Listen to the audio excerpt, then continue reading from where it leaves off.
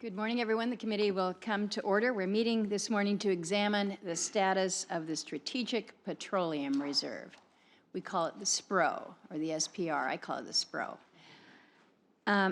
We recognize around this committee, certainly Senator Cantwell, when she was ranking on the committee, we had many, many conversations about the significance, the importance of the SPRO.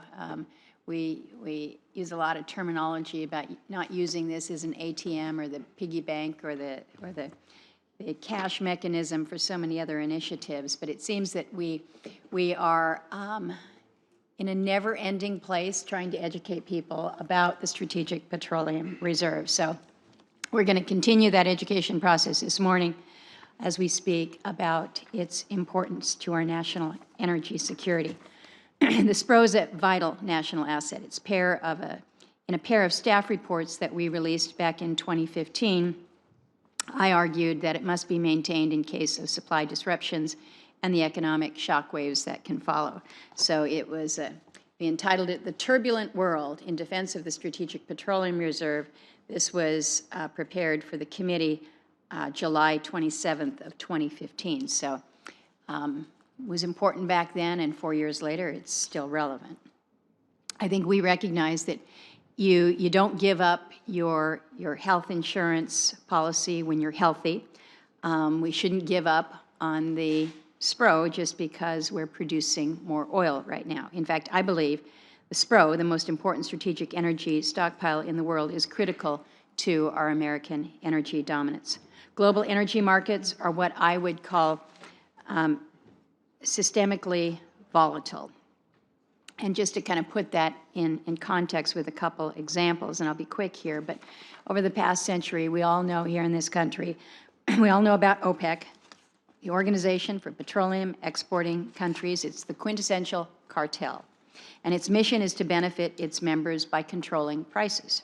OPEC Plus, the cartel's loose alliance with Russia and several other producing countries, is the same story, just with an expanded cast. Second, volatility predominates from Venezuela to Libya and beyond. In every SPRO war game, the worst-case scenario has always been a violent shock to the Persian Gulf. Of course, the recent attacks on Saudi Arabian oil processing facilities, recurring incidents involving oil tankers, and persistent concerns about the Strait of Hormuz all foreshadow that potential nightmare. At a minimum, the activities of OPEC Plus and continued strife overseas will ensure that global energy markets remain systemically volatile. And as long as that condition exists, I believe that we need to have a robust and a functional strategic reserve. The fact that we did not need to tap the SPRO after the Saudi outage does not in any way discount the value of having that as an option. We had that in reserve, and I think that that was critical. It could have been much worse. Indeed, it could very well have been economically cataclysmic. Just under a third of the SPRO is mandated for sale over the next 10 years, a period that I have deemed the decade of drawdown. We may have over 600 million barrels in reserve today, but over 200 million are scheduled for sale. A small portion will be sold to enhance our energy security by modernizing the SPRO itself. That's something that Senator Cantwell and I worked on together to make sure that not only do we have the Strategic Petroleum Reserve, but that we have a functioning reserve. So as that modernization continues, this committee continues to conduct rigorous oversight. But using SPRO as an ATM for purposes completely unrelated to energy, let alone energy security, is something else entirely.